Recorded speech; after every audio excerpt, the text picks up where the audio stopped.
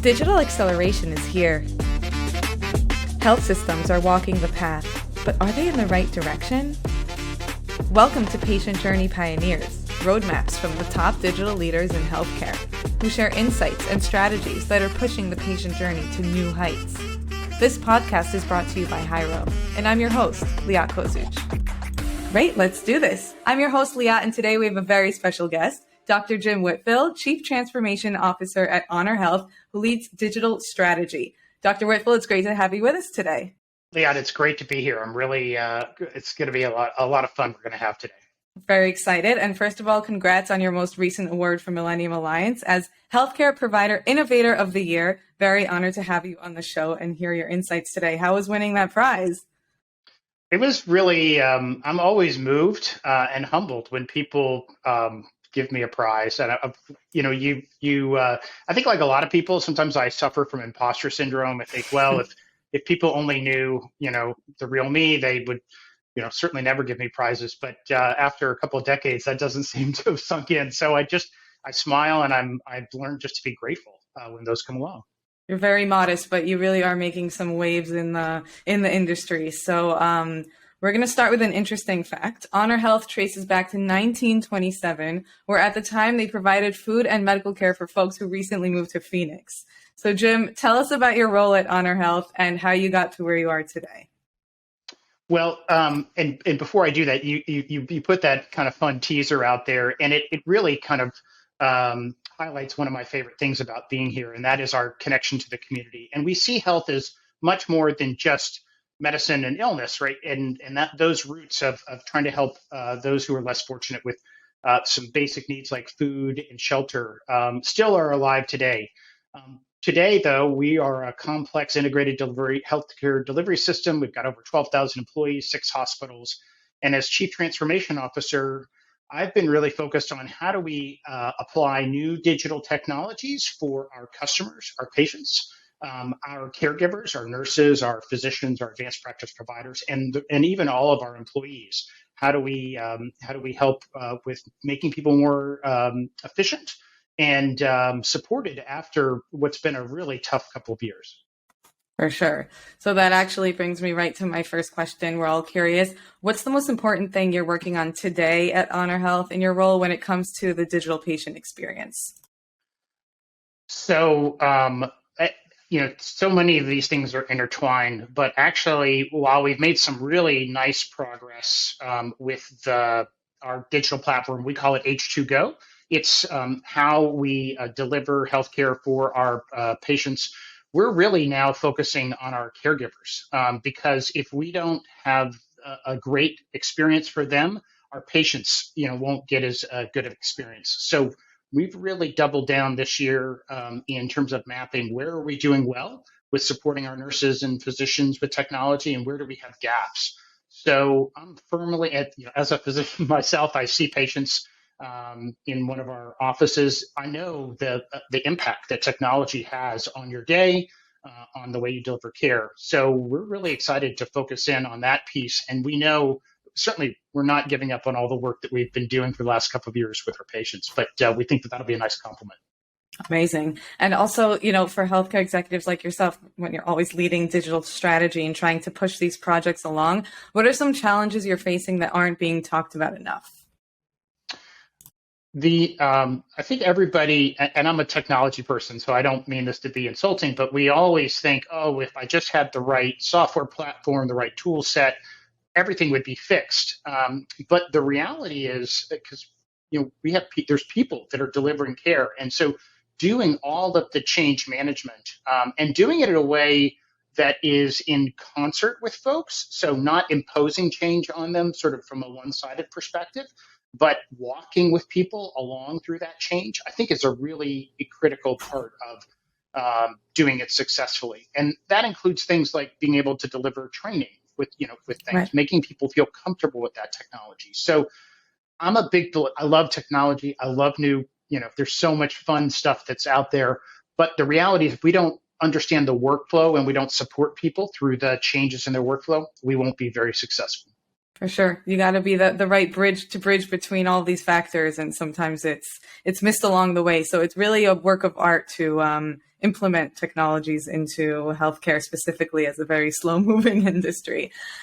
You spoke very passionately at Avi about workforce transformation and how online provider scheduling is going to be a pivotal direction for HonorHealth. Can you share with us how you're leading that initiative and how providers are adapting to these changes? Absolutely. So there's a couple of pieces. We just spoke about a few seconds ago around with every technology innovation, you also have to have sort of a workflow component that goes along with it and really walk people through those changes. So at HonorHealth, one of the things we've worked on for the last couple of years is enabling our patients to be able to digitally schedule with our providers, with our physicians. And there's a technical component to that. You can go through our chat bot, you can go through our EMR portal, you can go actually just onto HonorHealth.com. Pretty much we'll let you schedule any way you want. First, we certainly had to build those different channels, but the other piece we had to do is work with all of our physicians to have templates that would support that type of workflow. And we have to remember that our physicians, our advanced practice providers have been through just an incredible amount of difficulty the last several years. So it's been working with them in parallel. And so, for example, while we have as a balanced scorecard measure what percentage of our appointments are being scheduled digitally, we put in a balancing measure, and this is what Aaron really liked. We put in a balancing measure, and we surveyed the physicians each month, and we said, how happy or unhappy are you with the way your schedule is working?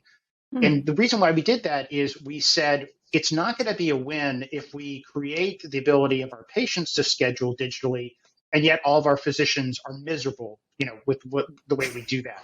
And so we wanted it to be a win both ways. That really helped. And I want to just shout out to one of my colleagues, Dr. Melanie Patton, who really led that work. And what it did is it created a space where the physicians trusted us that we weren't going to, I won't use the words that they're probably in their mind, but we're going to put them in a bad place, right? That we would have metrics that were measuring their experience and the patient's experience at the same time. That was really key. I love that. That is such a nice point. Considering both ends of the stick, right? And not just enabling, schedule away, and then it kind of makes them feel, I guess, a bit bitter about the outcome. You seem like you're really good at measuring KPIs. What are some other KPIs you use to measure the success of digital transformation in general that others maybe can use? Sure. One of the ones that as I mentioned, you asked me earlier, what I might focus on this year, and it's really our experience, our caregivers' experience with technology. So we recently went through an exercise, I'll keep everything generic, but we went through an exercise where we benchmarked our caregivers with their experience with technology against other large health systems with the same EHR that we have. And my goal is, we're about at the 85th percentile. My goal is to be at the 90th percentile or higher. So that would be one. We talked about we have about 20 to 25% of our primary care appointments are being scheduled online. We'd like to now extend that out to our specialty space. So that would be another, KPI. A third one kind of related to that is we measure with a national patient satisfaction company that everybody would recognize, patient satisfaction with scheduling, right? So that's a metric that we measure as well. So we want that experience to be high. We explode out a lot of other metrics in terms of everything from the service levels in our call centers, both for IT and for outward-facing patients. That's a critical area. You shouldn't ask me that question because I can actually spout out KPIs all day. I'm going to stop there so that we can stay efficient. You're actually very efficient, even more than I thought. So we have time. If anything else comes to mind, really, we are here to soak in your wisdom. So feel free. You're very kind. All right. I'm going to challenge you even more now. And I want to know, I know this might catch you off guard, but if you had, as Dr. Whitfill, $100 million to spend on health tech and no red tape, how would you spend it? That's a really good question, and I would actually try to do 100 different $1 million projects. And like, by the way, I don't even know. Like, I'm assuming we have a bunch of magic here because the way you set it up. The reason being that there is so much hype, around digital health, and we've sort of seen the market really sort of change, in the last couple of quarters. But over the last several years, I think there's a lot of hope that digital health can really address some of the fundamental challenges we have in healthcare. And I think the reason why there's hope is because the challenges in healthcare are so big. They are so overwhelming. How do we balance quality, cost, and access? And some would say those three things are sort of locked together. You can't sort of win it all. And so we have hope that digital, can move the needle. But it's not clear to me which digital effort is going to do the one. And so rather than put $100 million into one effort, like, for example, a lot of people are looking at predictive models in AI, and I won't name names, but there's been a lot of big flameouts of spending hundreds of millions of dollars trying to do it. It's really, really, really hard. And so Right. I'd like the model of a lot of innovation, a lot of small innovation, see what works. And in the end, we're only going to advance care for our patients if we can be evidence-based. I mean, we need to be innovative. We need to try things. And then we need to figure out what works and then do more of that and stop doing the things that don't work. What do you think is the next trend in digital health today? Not in 5 years from now, because we'll get there, but today. So I think a lot of people there's some really interesting trends that I'm watching. The first would be, how do you offer digital only care plans? Like, how do you're starting to see insurance companies and payers sort of look at things like a digital only health plan. I think that's sort of intriguing to see. Again, I'd love to see, is it going to work? I don't know. It's probably going to work for a very specific type of population, maybe not the entire. So that's one area that I think is really interesting. I think continuing to figure out how do we integrate all of the data that we're creating, whether it's from wearables, from remote patient monitoring, people being in the home. It's clear that for a lot of folks, they're going to continue to have more consumerization of healthcare. And that means the patient being involved in her care, being, an active agent in that. I think a lot of people, and I think that's a really, really good thing. It does create so much information. We already have a problem as physicians. I'll sit down to see a patient, and we've now been on our EMR for over a decade. So you can look at there's a lot of information there. There's more information than I can't absorb all of it, and so that's going to get to your next question, I think. But looking at how do we empower our patients to have more agency and control over what they're doing, I think is a lot of what you're seeing in digital health today. Jim, it's time to play a fun game where you're going to be placing your digital bets. Okay. I'm going to be naming a technology in healthcare, and you're going to tell me if it's bullish or bearish. Are you familiar with the terms? Oh, yeah, I'm familiar with the terms, and I'm trying to see how much I want to go on record for these things. We'll have fun. Oh, it'll be like a fast speed thing. All right, you ready? Oh, yeah. All right, number one, telehealth. We've settled in. I mean, we're gonna keep telehealth at around 15 to 18% of our visits. It's not going to be 90%. It's not going to go back to 2. So I don't know. I'm neutral on that one. Neutral. Okay, interesting. Number two, wearables. Wearables. I'm bearish. I think I actually have 2 wearables. I wear one at night, one of the day. So I love them personally. For me, it's just not going to deliver what it's great for consumers who want to do their own data. We don't yet know really how to make a meaningful impact on health. Okay. Number 3, conversational AI. Conversational AI coming along. I'm hopeful for this, obviously, and I'm trying not to be biased by my host. That's okay. But I think conversational AI has come a good ways. Still has a ways to go a little bit, particularly when you get into really healthcare things. But getting out of the tyranny of, for example, IVRs, right, and being able to get into something that's an interactive voice response for people who don't know, like, which is the press 1 for this, press 2 for that. So I think conversational AI, I'm bullish on. Okay, I didn't pay him to say that. I know you did. Right. We're close to done. Number 4, remote patient monitoring. Remote patient monitoring, I am bullish on. If you need to be in the right payment model, however, and really you need to be managing a lot of patient lives with significant financial risk. And I think that again at the beginning of a conversation we talked about the change management with technology. There is a ton of change management attached to remote patient monitoring. I think there is a lot that we can do to help monitor our patients at home, keep them from coming back to the hospital, because nobody wants to. I don't want my patients to come to the hospital when I'm sick. I don't want to go to the hospital. I want to stay at home. However, the change management is big, and you need to have the financial incentives. I think that taking financial risk line up with sort of the clinical incentives and the change management. So only under certain circumstances. Okay. Interesting. Lastly, augmented reality.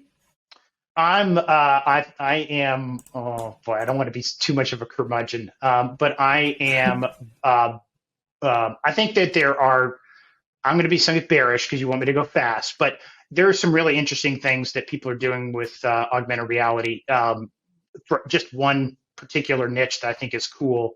Now I know it goes against the bearish, but for example, people with phantom limb pain, which is if you have an amputation, you can actually, your brain can interpret pain in a limb that's not there anymore. It's a terrible condition, very hard to treat. There's some really interesting things with augmented and virtual reality that actually can help rewire the brain to do that. So there are certain cognitive and psychological impacts that they definitely helps with. So is it going to change everything? No. Is it going to dramatically change a few things? Yes. Very interesting. Is there any other technology you would add that has kind of a contemplation around it that has, people are talking about, not yet sure what's going on with it? There's, I think we're still, I don't. I mean, I think that we are kind of swallowing in between consumerization, predictive algorithms. You talked a little bit about robotic process automation or how do we automate work. What's interesting in healthcare is, and this is where I want to be both hopeful but also skeptical, is we look at other industries. Manufacturing would be a good example, or banking or finance, and we say, okay, what are technologies that have worked in those spaces? Can we adapt them to healthcare? What we find is the combination of the regulatory models, at least in the United States, Israel, y'all have a really impressive system going down there. But in the US, we have a complex intersection of the regulatory model, the financial model, and the clinical model together, and maybe even the cultural models. And you put those four things together, and all of these things that work in other industries, we bring them into healthcare, and they oftentimes meet two of those, and then they kind of crash and burn with one or two of the others. And that's what is really, really hard. Somebody once said, healthcare, who knew it was so complex? And it is, it is amazing, actually. The amazing thing is not that the healthcare system is as convoluted and as clunky as it is, and it's terrible. Like I'm a patient, I really do not enjoy navigating it. But if you look at every other industry that's tried to come in and fix it, they actually are like, oh my gosh, we can't even operate in this. So I think we have to figure that out one of these days, but I have not yet seen anybody that has like the silver bullet. So in the interim, it's sort of trench warfare. How do we make every day a little bit better for our patients, a little bit better for our nurses, a little bit better for our physicians, for our employees? And that's where the victories come. If there's someone who's going to do that, it's going to be you. I'm sorry to break the news. You are at the forefront. And speaking of, Jim, you mentioned you love mentoring and watching leaders grow. What is your best piece of advice for digital innovation executives? I think a couple of things. One is be realistic. I think there's so much, we kind of talked about this before, there's so much need. People want a solution to we have a lot of problems. People want a solution. It's understandable why people would want technology to provide that solution. And so, but at the same time, you can't get caught up in the hype. So how do you provide hope without deluding people is the first piece. The second piece that I'm going to force into my answer is that as a leader, I think it's really, really important to build a team and let that team do what they do best. If you're going to be a digital innovation executive or any executive, I strongly believe in not micromanaging your team. That instead you should remove the barriers that they're running into. You should guide them, where they need help, but let them grow. Let them feel passion about what you feel passionate about, and then they go out and they accomplish what you want them to accomplish. And so that is, I think, one of the hardest things for people to learn, that in a world where you feel out of control, which I think many of us do, the paradoxical success, the more you'll have much more control if you let go of your team around you and you let them do what they do best. I love that. Jim, I do want to know, what is a mistake that you've made in the past in your professional career that you look back on and kind of learn from today? So 2 mistakes that I've made in my career. One was in a couple of decades ago, I had a chance to go to business school. And it was right at the end of my training. I was so tired from my clinical and informatics training. I was just like, I want to just be done and, get out into the world. That was a mistake, because it really would have, enabled. I mean, I've had a lovely career. I've really enjoyed it. By the way, I went back to business school like last year, but that was one that really could have enabled me along the way. That's probably the biggest one that I look back on, and I made a decision about, like I said, about a year ago, to say, all right, it's time to patch that mistake. And the second one? The second one, I don't know if I want to go on record talking about, but how about this? I actually shared this just as for fun. I used to be the chair of an informatics group called the Society for Imaging Informatics and Medicine. And at our annual meeting this year, we had a session where 2 leaders shared their biggest mistakes. But in order to do that, I requested no recordings, no Twitter, nothing, right? So that we could be, authentic. But I will tell you, back in 2012, I made a big career shift, and I had, I kind of thought that I understood the partners that I was getting involved with, and I didn't. And that led to a quick series of having to pivot to correct it. It actually, in the end, it was a bumpy experience, but it wasn't a mistake in the sense that I took a chance. I sort of leapt, and then it has created so many of the opportunities that I've had today. That's why when you ask me, I don't know that it really is a big mistake. It was a little bit bumpy, like I said, but I try to tell that to people because oftentimes what seems like a mistake in the short term, you can use to really transform your life. You can obviously get mired down in beating yourself up around things, or you can fail to see how to turn it into an opportunity. But sometimes the biggest mistakes are when we get stuck doing the same thing over and over and over again, and we're afraid to change. And that, I think, what I've tried to counsel, especially other physicians, we are trained, we go to high school to go to college to go to medical school to go to, we're just on this conveyor belt. So we never have to take a big risk. By the way, it's hard to do that, but it's not risky per se. For many people, I know some people don't match. I don't want to take away from how hard it can be, but in terms of jumping into the unknown, that can be hard, and yet it's one of the most liberating and productive things that I've done is when I've been able to sort of take those types of risks, even when it initially didn't seem to turn out well.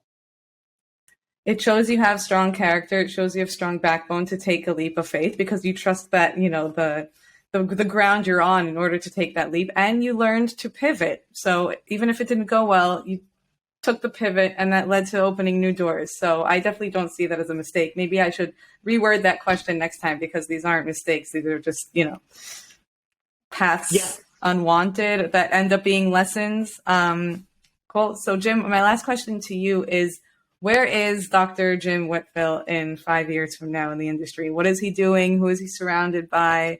I really do think that we in the United States are facing some almost existential challenges with healthcare. And I decided in this last year that I had two paths forward. One would be to pull back and say somebody else is going to have to be there at the table to fix this and really be there as we face some of these existential issues. Or I'm going to lean in and I need to be at the, be one of the people making those changes. And I've decided it's the latter. So I think in 5 years, we're going to be really, I don't know what it is. I think but there are going to be some kind of black swan events that are going to force us, at least in the US, to really look at how we're managing, healthcare on a national level. And I would love to be a part of that solution. I'm not going to be the only part of it, but I would like to be a part of the group that's figuring out a better way for us to deliver healthcare for our country. Amazing. I definitely see you there on June 29th. And 5 years from now, I hope to have you here telling us more amazing stories.